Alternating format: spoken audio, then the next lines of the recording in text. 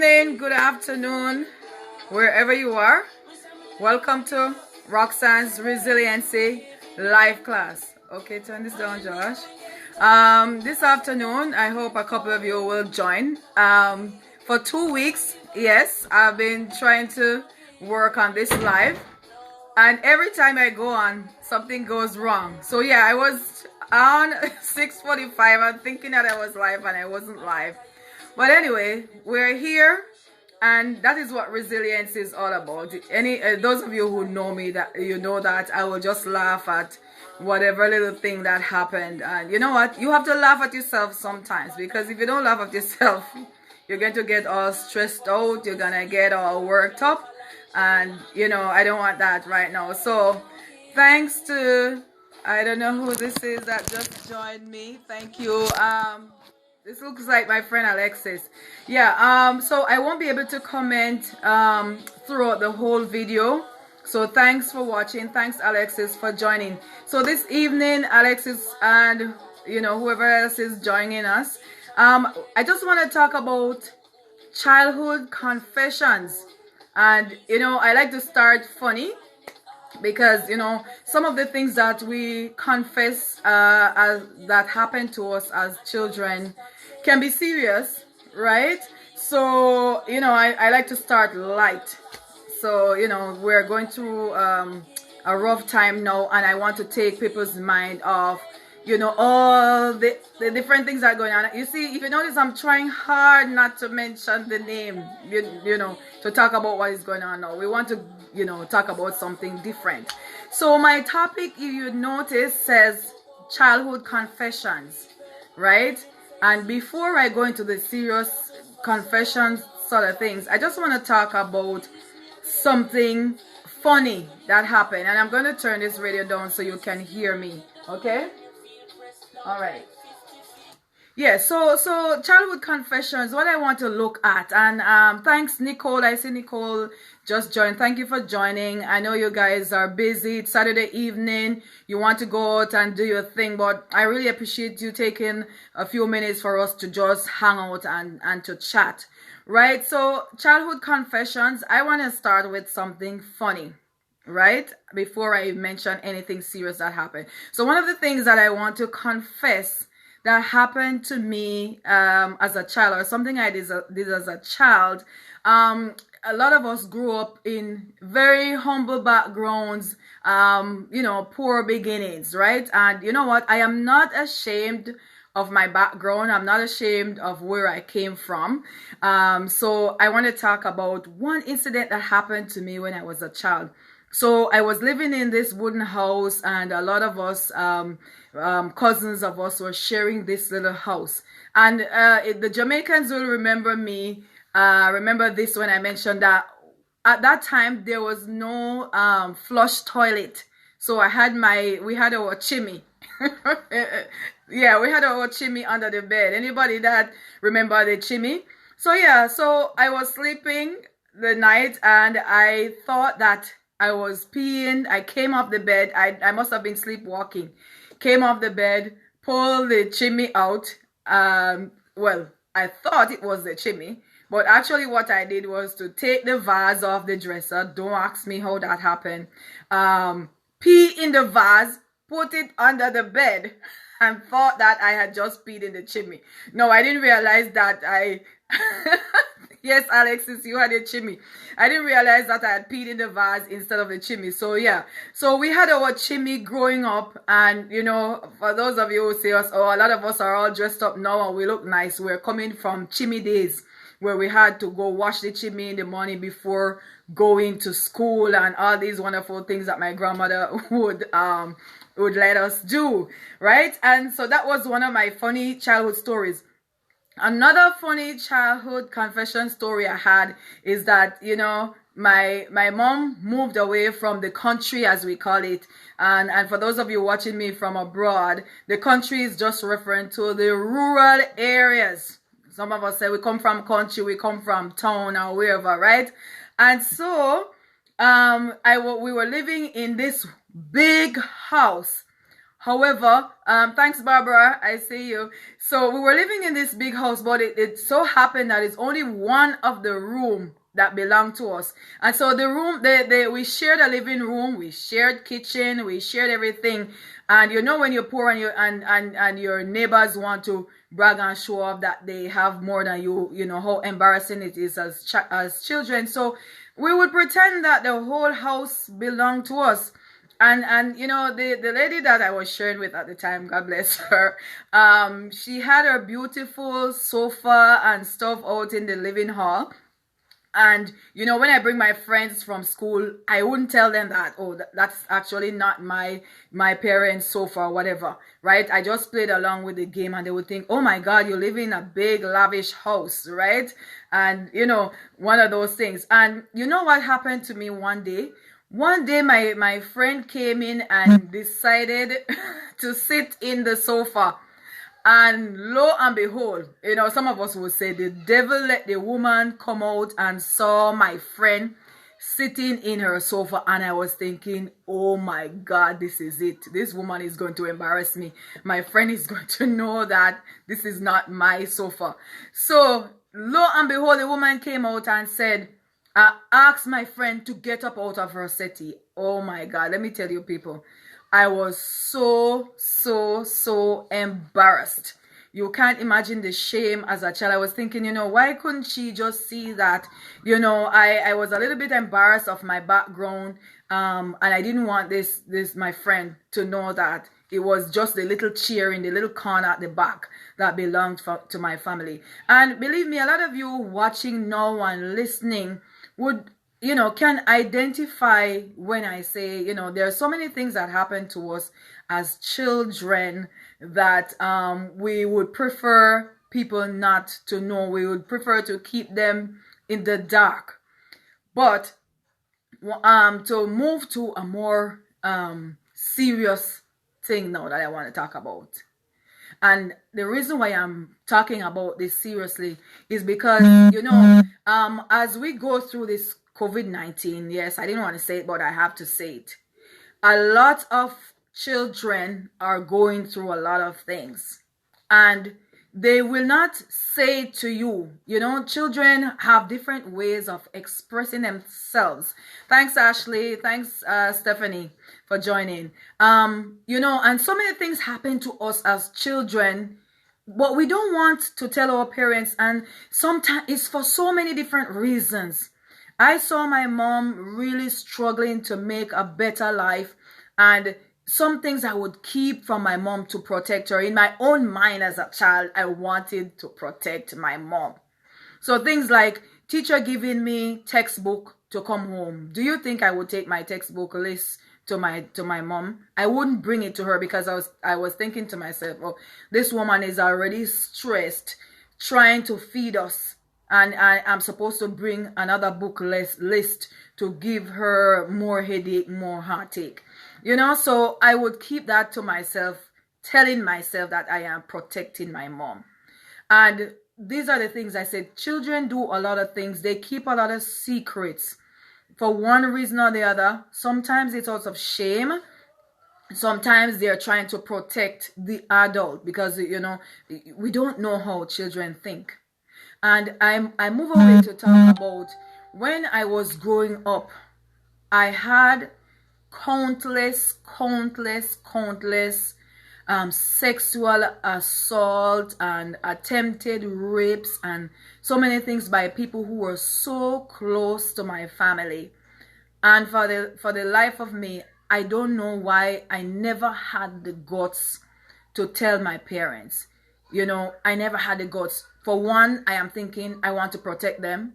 For two, I am thinking this thing is so shameful. This thing is so embarrassing. How do I open my mouth and tell my parents that uncle so and so? And when I say uncle here, a lot of us Africans, Caribbean people know that we call neighbors, whoever, as long as they're older than us, we call them uncle. So bear with me if you hear me saying uncle so and so or auntie. It's not always a blood relative. Now, I want to share two things, you know, two of the countless rape and sexual assaults and attempted sexual assaults that happened when I was growing up. I remember profoundly one senior gentleman that was living next door to me. Now, I don't want to say where I was living at the time, because, you know, sometimes when we're sharing things, we're trying not to bring up things that will cause more pain and more hurt and whatever. I have long forgiven that person, right? But I just felt like I have to share it now.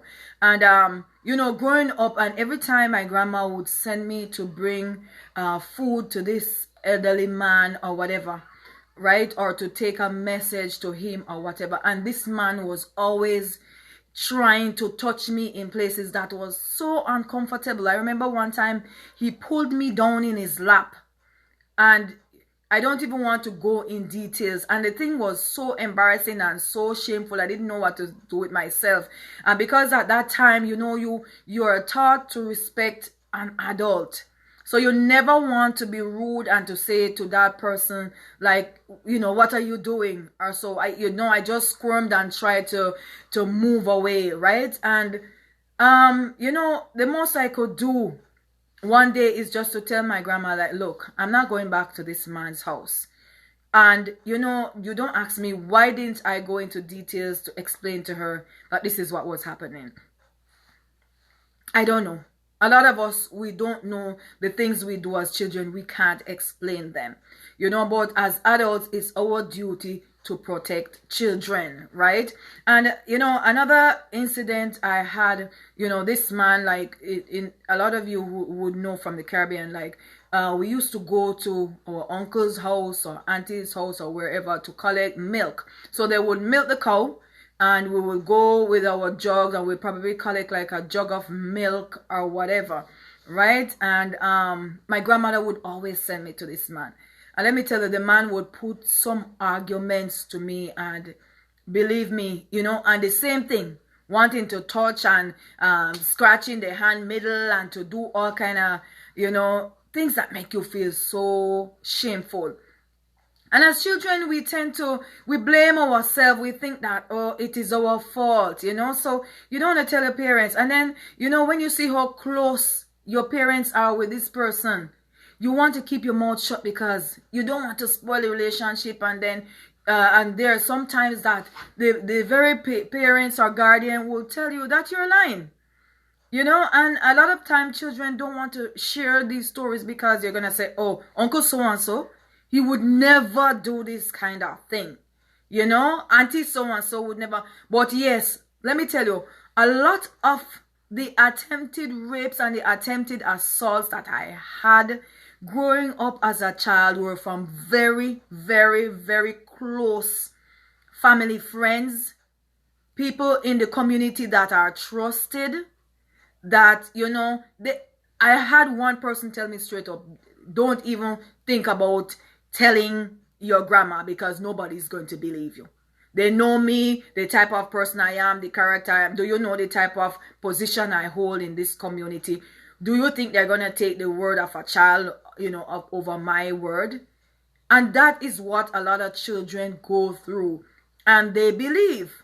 Of course, now as an adult, I know that's not true. You know, if I open my mouth and talk, probably my parents would have, you know, jumped. My grandma at the time I was living with would have jumped on it. But there are so many times when you tell them things and they will say you're lying. And as children, we just use that one incident and we say, oh, I'm not telling grandma anything else. I'm not telling mommy anything else. I'm not telling my dad anything else because they won't believe me. And let me tell you, I'm saying this no because I'm a grown woman. I'm a mom. So I have all the authority to speak on this, right? Most of the sexual assaults and all of those things that happen to children are from people right in their household, or close family, or neighbor, or you know, bishop, so on, so whatever. I was assaulted by one man who was in church, and I'm not gonna say, I am a Christian person, so I'm not saying this to tear down church. But this man was dressed up nice in his jacket and tie and everything, and there's no way I could tell somebody that this man tried to sexually molest me. And if I wasn't a strong girl, a strong character, and know how to fight, And when I say fight for my dignity, then I will be telling a whole different story today. And yes, you know what? I lived to forgive that man. It wasn't easy. It wasn't very easy because I was accused of, being promiscuous. You know how sometimes you're going through your childhood and some things happen. And instead of getting the type of support you need as a child to build your confidence, people will call you liar. They would say you're lying or you're trying to get some type of attention or whatever foolishness. We as parents, and I'm saying we as parents, would tell our children to shut them up. Let me tell you, I'm telling my sisters, my brothers, my whoever that's listening to me, when your children come and tell you something, you know what? Even if that child was always telling lies and telling stories and telling this and that, let us listen to our children. Because a lot of times, if they don't tell you the whole truth, there's an element of truth in there. There's something that they want to say and they can't say it. I remember one time there was this guy that lived in my neighborhood.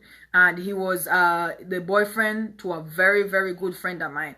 And the guy would put arguments to me. And I loved my friend so much that I thought, oh my God, if I should tell my girlfriend that this boy that she's killing herself over, the guy's putting arguments to me, it's gonna kill her. And so I kept my mouth shut. And it so happened that one day, just chatting casually with the guy at my gate, we had a little thing that we would sit on and talk. And we would sit out there and chat because that is our pastime. We never had all this technology. We never have all these things that we have now to occupy ourselves. We read book, we play in the yard, we go to our neighbor's house. That's what we do in the Caribbean, right? So I'm talking from that background. And I remember sitting and just having like a nice casual conversation with the guy. And apparently he had just smoked some weed or whatever. I don't know what the heck happened to him. But, as I was sitting there and talking to the guy, out of the blues, the gentleman just grabbed me and started pulling my clothes left, right, and center. And I was thinking, what the heck is going on? Like, the thing happened so fast that I'm thinking, wait. Did he, I like at the time I wasn't even sure that he smoked something. I'm thinking, what did he smoke? Like, how is this thing reacting in his brain? And one of the time when he wrestled, I told you, we wrestled for almost an hour. When I was finished, I was tired. My clothes were torn apart. Believe me, I was so embarrassed that, and because he was such a close friend and everybody respected him, I didn't even want to open my mouth to scream because I'm thinking to myself, oh my God, even for them to come and see me in that position is so shameful. So you want to keep the thing to yourself and fight and fight and fight, luckily I was able to, when I wrestled with the guy and I shook him and looked him in the face, because when you know somebody and you're thinking, how could somebody that knows you be doing something bad to you? Something must be wrong. So when he faced me, I called his name and I would say, Mark, it's Roxanne. What are you doing? And the guy just looked straight through me, almost like a zombie. He just looked at me for a brief second and then he started like a madman, as if he was possessed. And continue ripping and the only thing I could tell myself at the time, I don't matter if I die tonight, I will fight to the death, but this guy will not enter me. That is my only thing I was saying. Look, you can pull, you can tear, you can whatever. I had my hand and I covered my private parts because that was the area that I was protecting. Let me just, a lot of you, it's very serious, but sometimes you have to make light of things. And I fought until, believe me, when I was finished, my clothes was in shreds. My underwear was in pieces. And I could just grab everything and just run with it. Right? I went in. I couldn't even tell my grandma that something so nasty had happened to me. I was so ashamed. I thought to myself, what have you done? Why did you allow this guy? And that is how we do as children. We blame ourselves instead of blaming the victim. And even as adults, to women, when men rape this woman or beat you or abuse you or whatever, and we will take it and think that something is wrong with us. something is wrong with us, instead of saying what is wrong with the victim. Those are some of the burdens we carry. So I carry a lot of burdens. And let me tell you, a lot of these things cause us that when I grew up, I feel like some of the struggles I had with relationships and all of that came from a lot of those physical assaults from men as a child, to the point where I hated men. I didn't want anything to do with a man. Like, I was so against men mentally growing up. I was thinking, you know, and it causes us to have bad memories. We have bad relationships. Some of us, we can't even cope. You know, it comes out in your marriage, it comes out in your relationships. And that thing, I think, scarred me as a female, because I had so many bad experiences with men that I can tell you, even today, I have to cover my mind. And you know that I am now a Christian, so I have to wash myself with the blood of Jesus and say, you know, all things are past. But let me tell you, there are a lot of things that our children are carrying, and some of it is our fault, because as parents and guardians, we don't take the time to listen to our children. We don't take the time to let them feel valued. You understand? And like I said, if the child is even sometimes telling story, please let us listen to them and deal with it. I watched one, finally, before I close, you know, I watched one movie that was very, very touching. You should look it up. It's called Precious. And this girl was raped by her stepdad. And because the mom was so lonely, she was insecure about her size and everything. So she, instead of dealing with the issue, the woman hated her daughter, saying that the daughter was taking her boyfriend away. When in truth and in fact, it was the man that was molesting the girl. He eventually got the girl pregnant, right? And it wasn't until social workers and whoever intervened and took that girl from the home. And she accidentally confessed that the child she was carrying was her own mom's boyfriend. The man that lived there was looking after her like a dad. In fact, that man was molesting that little girl from she was a baby. From the time the mother was changing that little girl's diaper, the man was sexually assaulting that child, and the mom turned her head, turned her eyes, and pretended not to know what was going on. And yes, a lot of time, because the man is giving money, because the man is the one paying the rent, because the man is the one doing this and doing that, we don't want to listen to the children, because to go and listen to the child, no, you're going to mess up the whole thing. Who is going to pay the bills when you confront this man? And, you know, I'm not judging anybody, because these things happen and these things are reality, right? That is why we need to have some kind of genuine friend. And I see, you know, Stephanie Turnbull, my pastor friend from Florida, she's originally from Jamaica. This girl is one person that whenever I have any deep secret, I can always go to her and say, this is happening, that is happening. And she will sit down and listen. And she's not listening to take the story to run and go laugh behind me and share with somebody. She's listening because she genuinely cares and she wants to help. Sometimes you just need to talk. Find that one person that you can talk to, that you can share some deep things with. Right? Because it's not everything you can share with everybody, because sometimes people will just come and lend their ears that, you know, and pretend as if they, oh, I'm here to help you, you can't tell me anything. And by the time the last word drop out of your mouth, they run to call a friend, they run to call this one and to start gossiping and laughing and shaming. Let me tell you something. Find one good person, one good friend that will sit down and listen to you and genuinely care. If I stop to tell you some of the things that happened to me as a child, it would take us days and days and days. And I'm sure I'm not the only one. There are a lot of people here on this platform that have been abused in so many ways when they were growing up as children. You understand? And they are still so ashamed of it that they don't talk. But when you talk, it brings healing. Right? Another time I'll tell you some of us here who have gone through divorce and the whole shame of it. But because of the topic, I want to keep on our topic. There are many things that happen to us in our childhood, in our past. And the only way for us to get past that past is to find somebody genuine to share with, somebody who can help you. Because you know what, when you keep the thing in your mind, it's gonna affect your relationship, it's gonna affect your marriage, it's gonna affect the way you treat your children, right? And if we don't heal ourselves, that is what resilience is about. This whole Roxanne's Resiliency Life class that I'm having, you know, some people would think, oh, what qualification do you have to have a life class or whatever? Let me tell you, I have lived life. I have gone through a lot, and that alone qualifies me.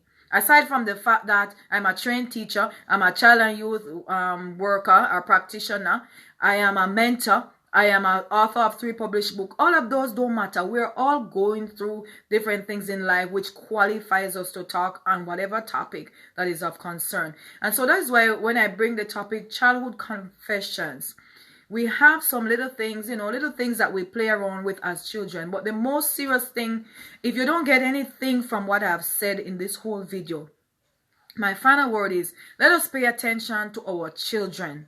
Because a lot of the time, the perpetrator and the person who is assaulting, the person who is abusing, the person who is doing so many atrocities to our children, the perpetrator is either in our homes or they're in our friendship circle. And because the child is so scared to break that friendship, or to, you know, they don't want to rattle the boat, or they call it rock the boat, or whatever you call it. They don't want to disturb that kind of peace that the parent is having. The child would keep it. Let us listen to our children. Pay attention. Look for the signs of abuse. People, that is the main point I want to bring about in this Resiliency Life class. It's not to pretend like I know everything. This class is about growing together, sharing things that happen. And this is the topic that I bring today. Childhood confessions. My childhood confessions of some sexual, attempted sexual assaults that happened to me growing up. And I know some people would think that I should be ashamed to be saying this publicly. You know what? I know myself. I know who I am. And nobody can tell me what I should be ashamed of. I am a very strong person, right? I am mentally strong.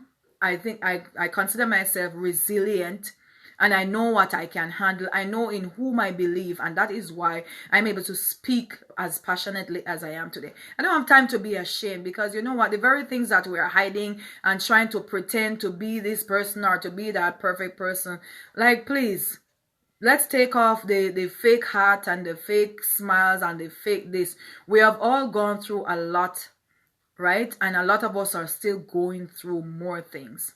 So let me tell you again, finally, on Roxanne's Resiliency Life class, what I want you to learn today.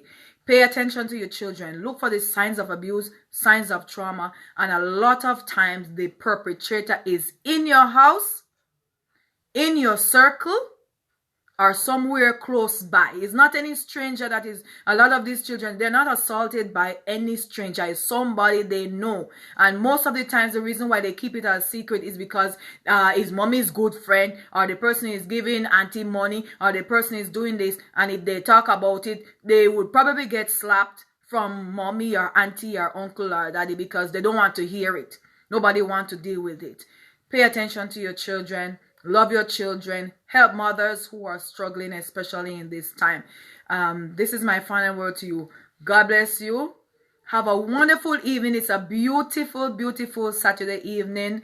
Thank you so much for joining me. You did not have to, give up your free time. And so I really, really, really appreciate all of you who have taken the time. I will respond to the comments later, because I didn't want to get distracted, so I didn't keep talking to everybody. God bless you, everybody. Have a beautiful Saturday evening. One love, walk good, and take care of your children. Bye-bye.